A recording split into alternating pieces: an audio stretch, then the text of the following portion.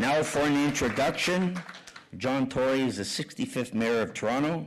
He was born and raised in Toronto and was elected in 2014 and re-elected in 2018. Mayor Tory has worked to build the city up as a global hub of technology and innovation. He has worked to secure billions of dollars in support from the Government of Canada and the Government of Ontario for transit expansion, affordable housing, and infrastructure investments. The Mayor has been leading Toronto's response to COVID-19 and ensuring that the city does everything it can to help people get through the pandemic. The Mayor is determined that Toronto will come back stronger than ever and continues to focus on the city's reopening. So I'm going to turn it over to you, Mayor. Really nice meeting you again.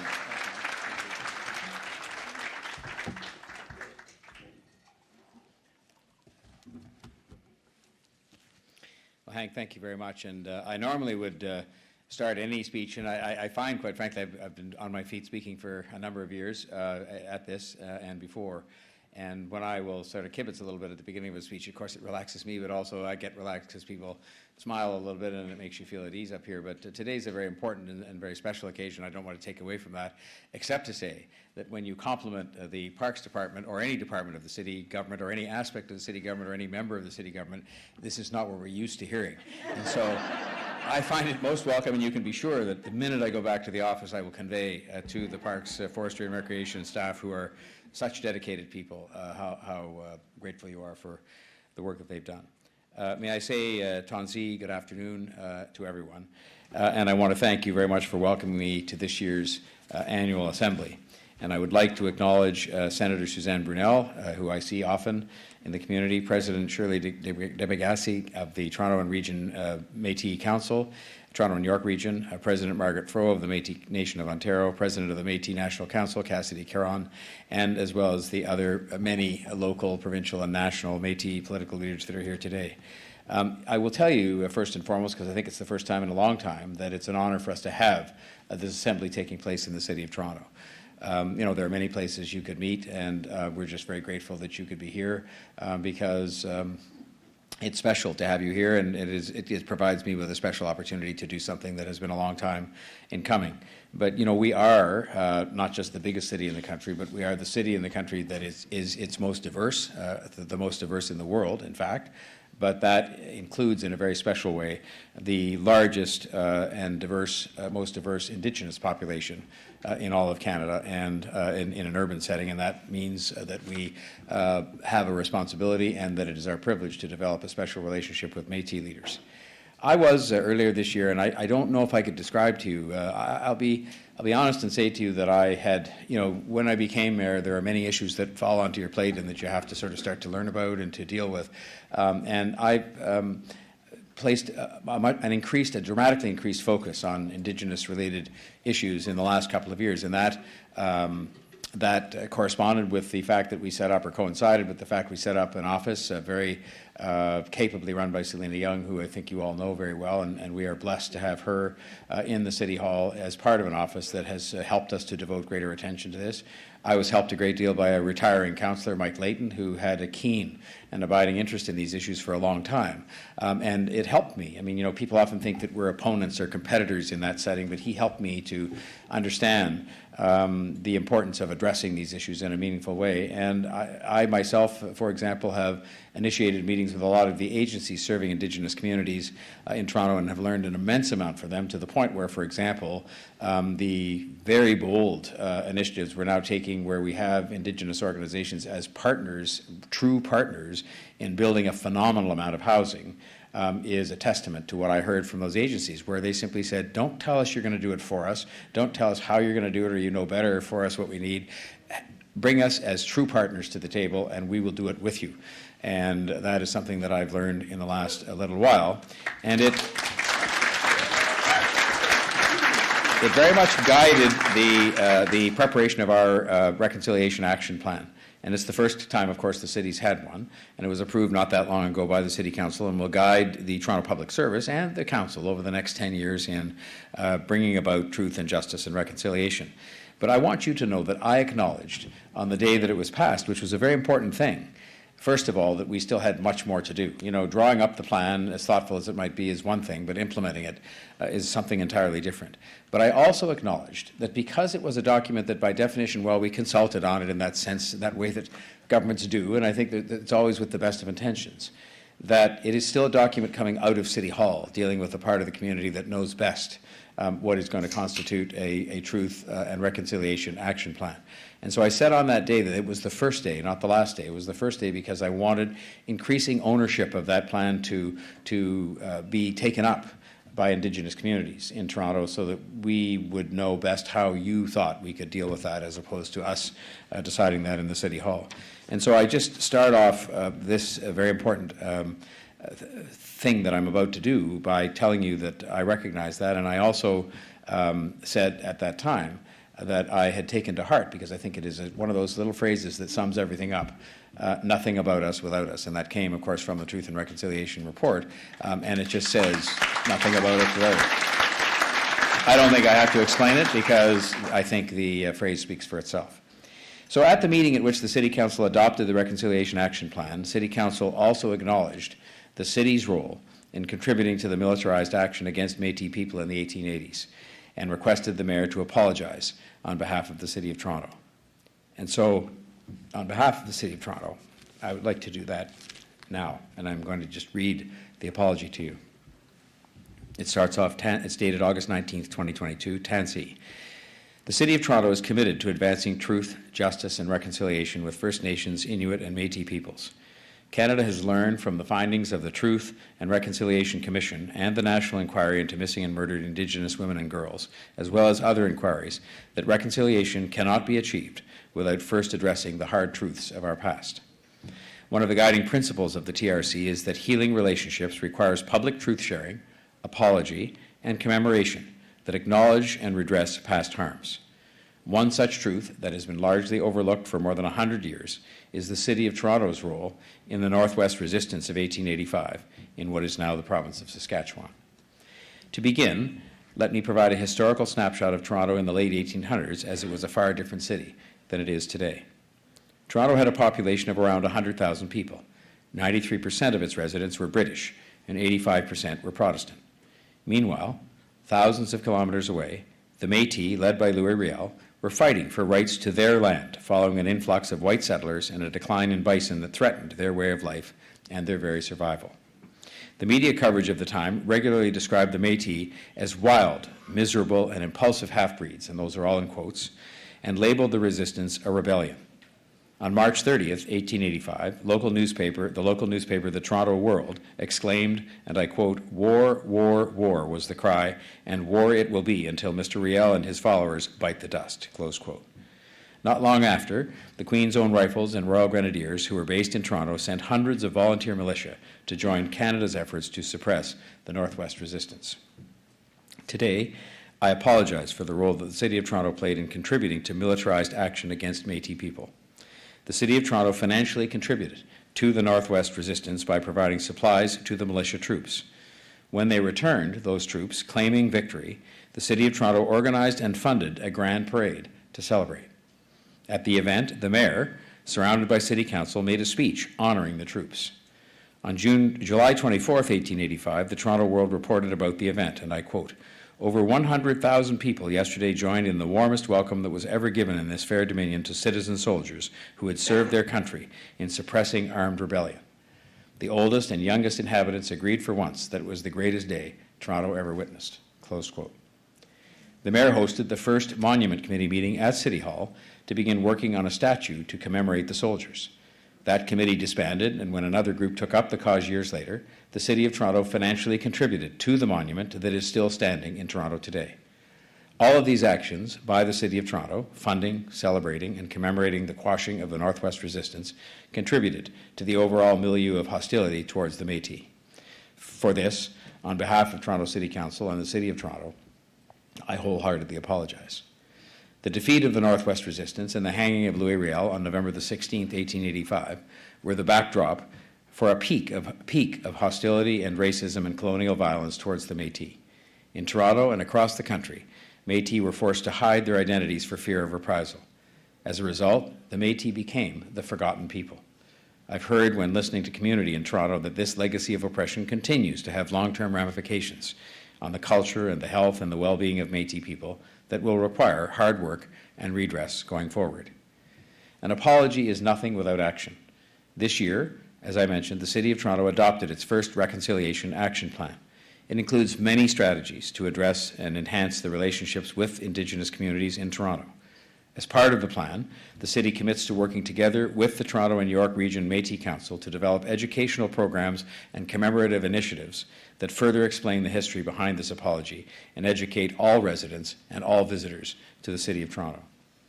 We value the contributions that the Council makes in partnership with many other Indigenous organizations to support the urban Indigenous community and in challenging the City to better respond to the rights of First Nations, Inuit, and Métis peoples in Toronto.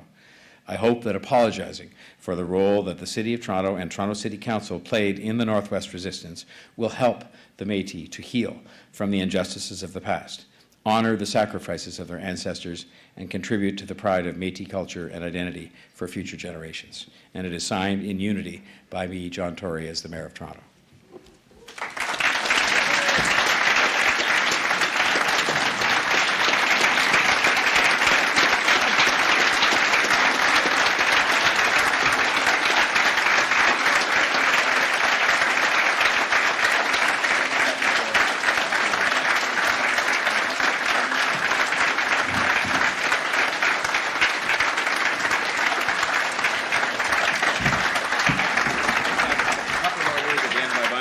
Sorry, bud.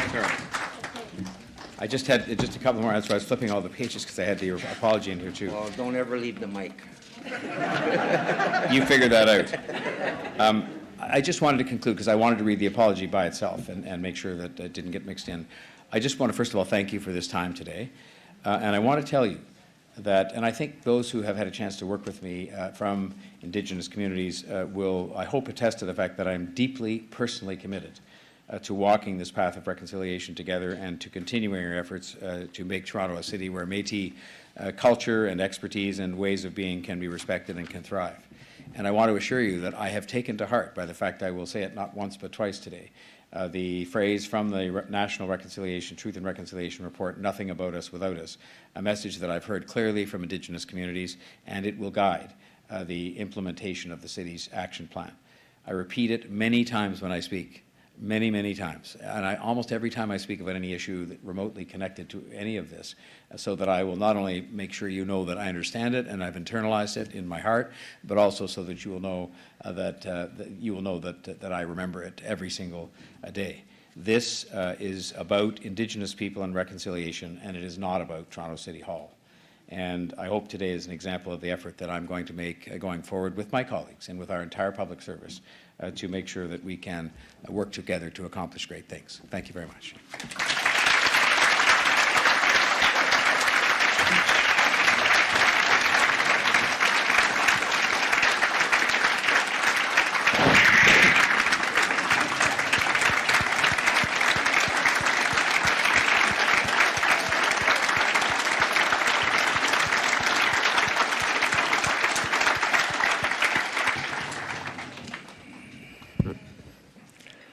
Well, thank you, Mayor Tory. At this time, I'd like to invite Senator Brunell to come up and make some comments.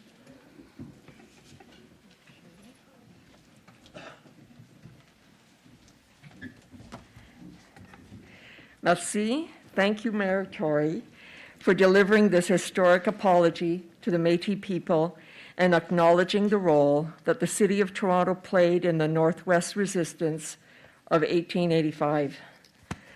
Let me take this off. The recognition that the narrative perpetuated racism and colonial violence towards the Métis, which continues to this day, is deeply significant. There's no question the apology is a big step forward in the relationship between the Métis and the city. But as you say, an apology is nothing without action. The City of Toronto's Reconciliation Action Plan, which you mentioned, does promise actions on many fronts. It speaks of not only restoring truth, but also to writing relations, to sharing power, to making financial reparations, and more. And as you know, our local Métis Council and Métis citizens who live in Toronto do not yet have a gathering space, not even a space to showcase the apology that you've given us today. So we look forward to renewing the exploration of a home and visibility for the Métis community within the city. We also look forward to working with Toronto to identify other substantial actions that reframes the narrative of Métis history through educational and heritage programming, to share the truth with all of Toronto's diverse citizens and its visitors.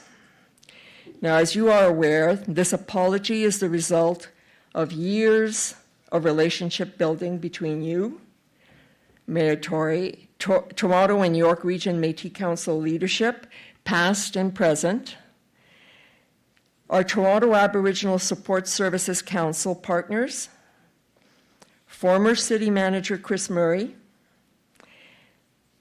outgoing Councillor Mike Layton, Indigenous Affairs Officer Director Selena Young and her staff,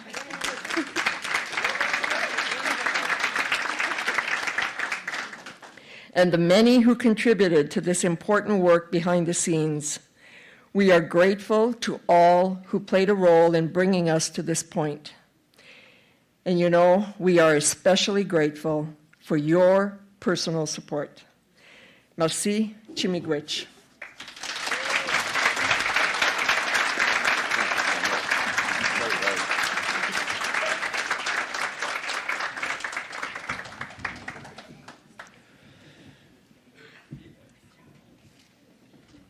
Thank you, Senator. Now I would like to call up President Fro to give some remarks, please. Thank you, Mr. Chair. And Mayor Tory, thank you. Merci for your words. And I want to take this opportunity, as the Senator just did, to actually thank those that were responsible for this coming to be. In addition to the leadership that we've seen from the Mayor and his team, I want to thank the Toronto York Region Métis Council for all the work that you've done building this relationship.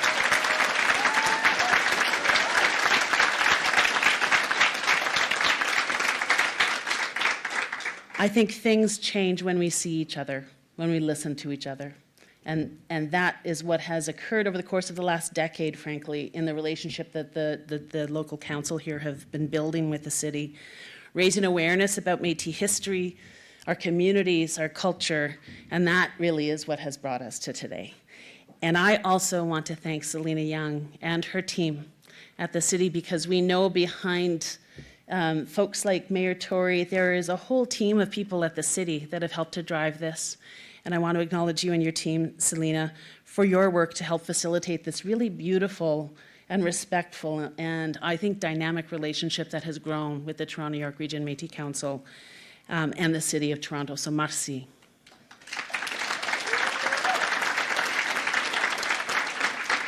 Mr. Mayor, you mentioned in your opening remarks that the Truth and Reconciliation Commission outlines that healing relationships require public truth, sharing, apology, and commemoration that acknowledge and redress past harms. And I've had the good fortune of being with you on a few occasions where I've heard you speak about the importance not just of raising awareness for yourself and for the broader City of Toronto, but of action to achieve real reconciliation. I've heard you talk about it, and we are seeing that today in these actions and this apology. Under your leadership, not just words of action to address historic wrongs, and there are very real historic wrongs, as you've spoken to today, but we're really happy to hear that commitment to continue on with the relationship that our Toronto York Region Métis Council and the City of Toronto have built to get to where we are today, doing that work, educating the public, supporting a healthy, respected, vibrant Métis community here in Toronto. And as you've said, apologies are an important first step. And really, now that we're here today, now we start turning to what's next. And I think you've made reference to the Reconciliation Action Plan, action being the key word.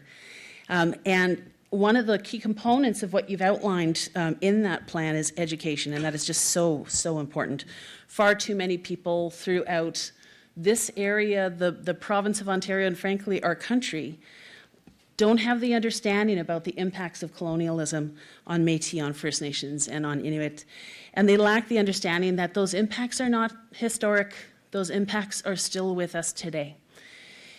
And that includes the impacts of these actions that I think your apologies speak to, the center of hate against Métis that was here in this province. And we've spoken about this when the M&O Secretariat Act was passed in the Ontario legislature. Jagmeet Singh, who is then a member of provincial parliament here, spoke on behalf of the NDP party in support of that legislation, and he talked about the bounty that the Ontario legislature placed on Louis Riel's head. That's the environment that our Ontario Métis communities existed in at that time. There was not just a reign of terror in the West, there was a reign of terror and hate and intolerance here in Ontario, and that's part of the history that our communities here in Ontario carry with them. And so I want to thank you again.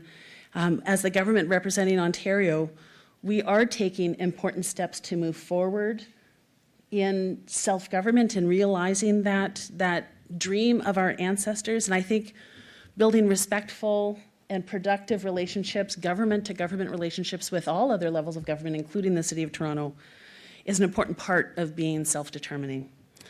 We acknowledge and appreciate the support that you and the Council have shown to our citizens who live in the City of Toronto, and really through the wonderful work of our Toronto York Region Métis Council. And I will say, we hope to one day see a day when, as the Senator was saying, that anti-Métis, anti-First Nation, anti-Inuit racism truly becomes a thing of the past. We thank you for your work that you and your team at the City are doing to help make that a reality. So merci on behalf of all of us to you, and we look forward to continuing with that relationship and seeing the beautiful things that our Toronto York Region Métis Council and the City will get up to. Merci.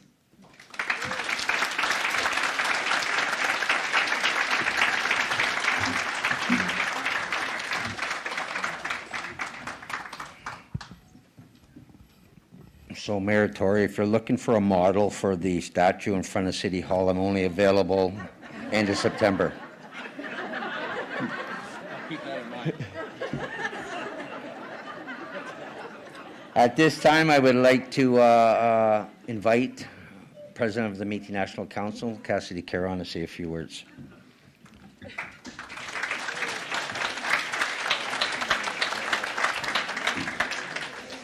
Thank you, Hank. Thank you, Your Worship, Mayor Tory, to the Toronto City Council, and really importantly, thank you to the Toronto York Métis Council for the relationship building, the awareness raising, and the advocacy efforts that you've dedicated your time and efforts to. Because without your efforts, I don't know that this would be happening here today. So thank you to all of you who played an incredibly important role in making this happen today.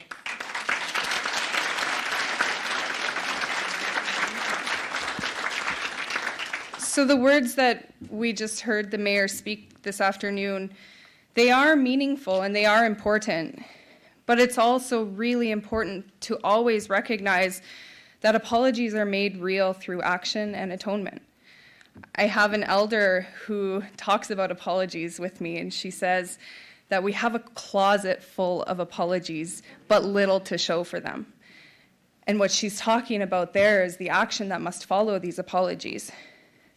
But really, over the years of the apologies that we've been collecting, what I've come to realize is that the importance of these moments, the moment this afternoon where we're all here, this moment plays an incredibly important role in ensuring that these conversations continue, that we're still talking about this, and that we're remembering what happened in our history. And while I hope that real action comes from today's apology, I do take comfort in knowing that it has again opened a door and renewed the ability to continue these conversations. And these moments for us as Métis people and the Métis Nation, it also renews our passion for the work that we do. It reminds us of our ability to take action on what's important to us, even if others won't, because that's what we do. So Batosh, as I said in my opening remarks this morning, is a large part of my personal family story. My family members fought and died in that battle. Our family homestead was burnt to the ground during the battle, and the women in my family played a critical role in that battle as well, as messengers, as caretakers, and as the matriarchs of our society. And they all suffered during that time. And while I recognize that Batosh is a part of my family story, it may be some of yours who have now chosen Toronto as your home. It might not be the story exactly of your families or your communities here in Ontario, but there are undeniable parallels that need to be spoken of and shared. The Métis of Batosh petitioned for recognition, for fair treatment, and respect for their land rights. And in response, Canada and the City of Toronto, the government, they sent an army. In Rainy Lake, Métis petitioned for those same things, and they were sent a treaty negotiator, one who made empty promises. In Sault Ste. Marie and in Penetanguishene, Métis petitioned again for those same things too. And to this day, they were sent nothing, and they have been ignored. Each of our community's stories are unique. They are important, but there are undeniable parallels, those common threads that run through them all, throughout the Métis Nation. And we need to connect those dots, weave those threads together, and raise our voices like what's being done today. We need to recognize that we are one nation of many stories. So let's tell those stories and let's make our ancestors proud.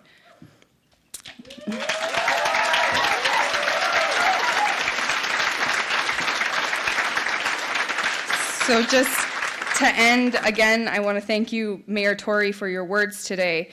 To Torontonians, to Ontarians, to Canadians, I want to encourage you to keep asking questions and working to understand our collective histories and to understand what actions now need to be taken to do the work towards real reconciliation.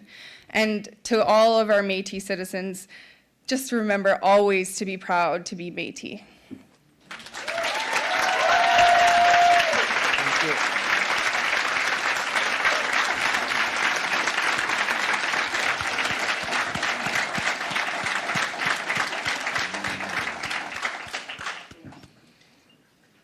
Glasses.